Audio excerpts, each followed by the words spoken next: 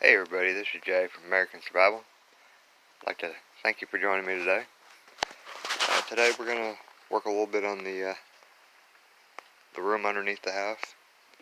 And I guess to start off with, our goal is going to be to try to get this covered with subflooring.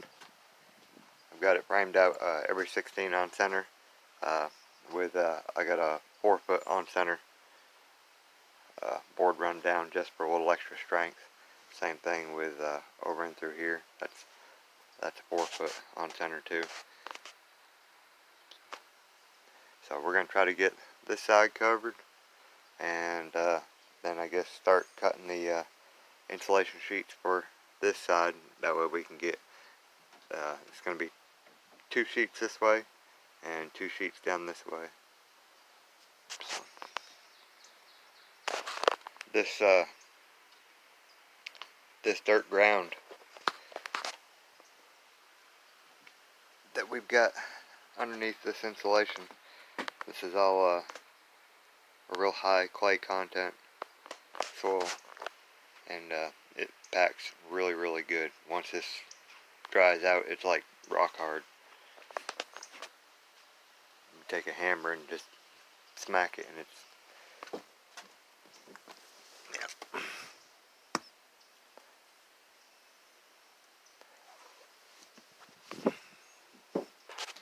that was a little mini mall, but it packs really good. But yeah, let's see if we can get a little progress done. These poles underneath the house, I didn't get too fancy with them.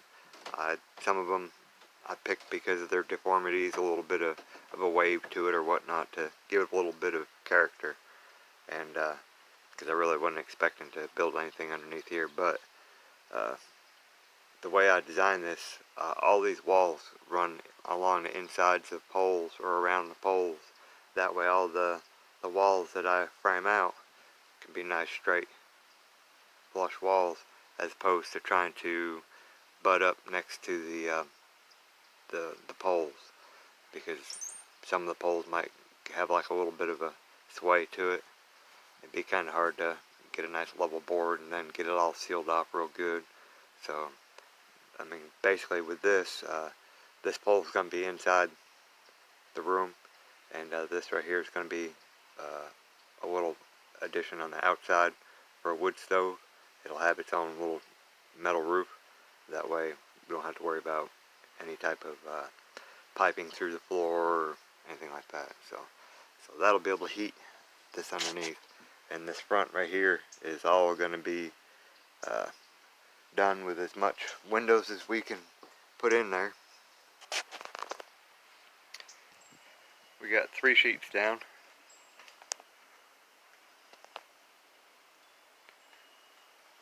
And fixing to finish cutting all these, and that way we'll have these first four boards done.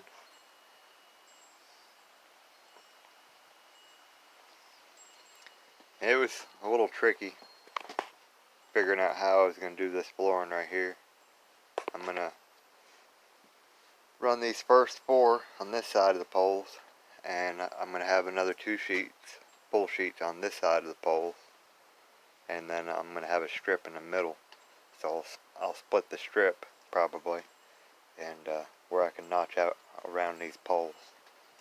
And I hadn't thought about building anything under here prior to building the house, so I really wasn't expecting to have to deal with the concrete that I poured around the poles, because this one I poured pretty good and heavy.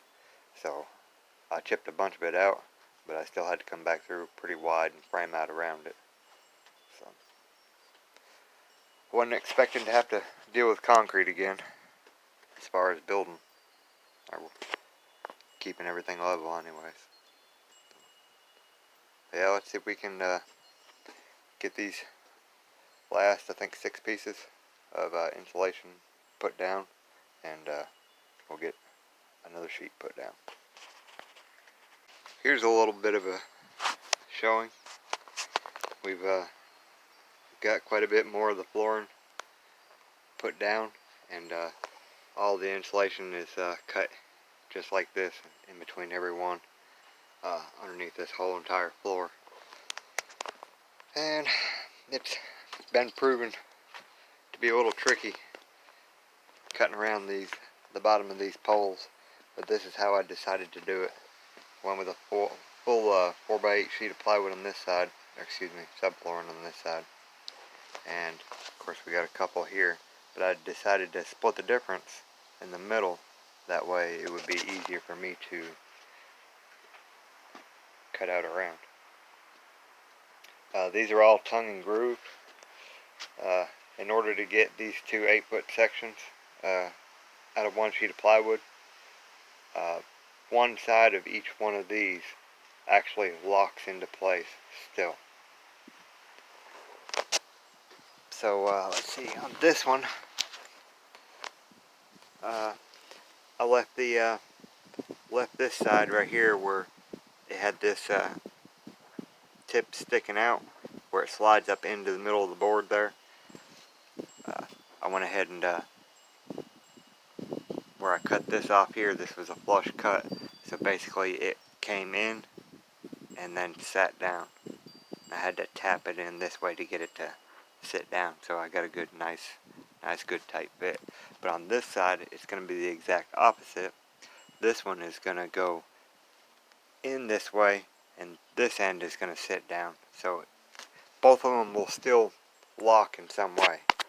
And of course there's 2x4s to be nailed once it's down in place. So, but this is basically how I went about doing it.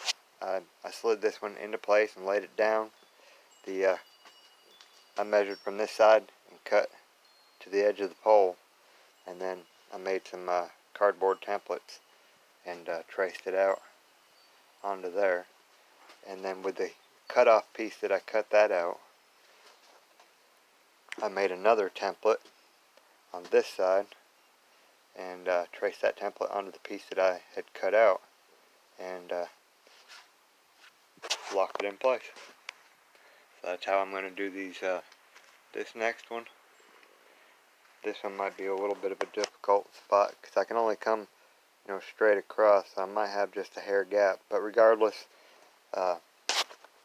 when we're done, I'm going to fill all these with silicone all the way around so it seals off good, and then after we do something with the flooring, we'll take a trim piece and go all the way around, something that's flexible. I'm not sure yet exactly what, but I'll come up with something.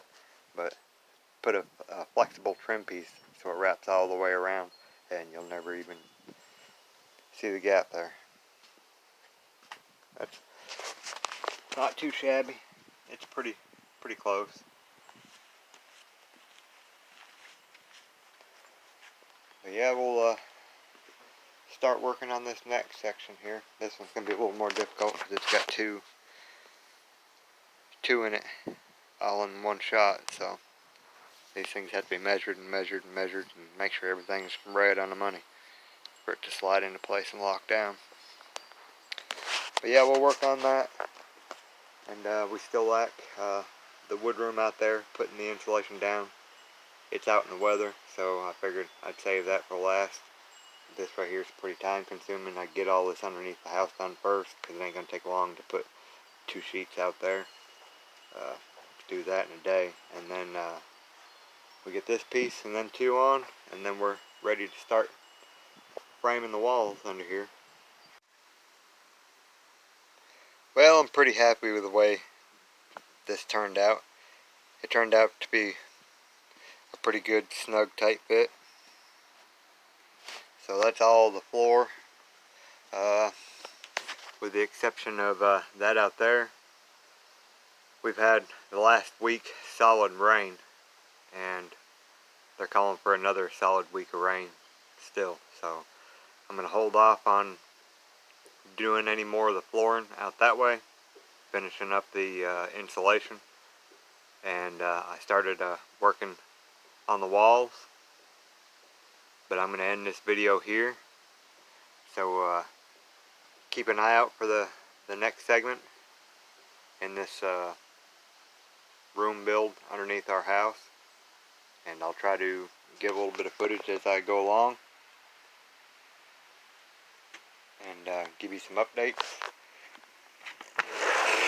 See, that was pretty tight. I mean, it's maybe not even, maybe a 1/4 inch gap right there, but other than that, it's pretty tight. It's kind of hard measuring these out exactly. It was tricky, but we figured it out. But yeah, if you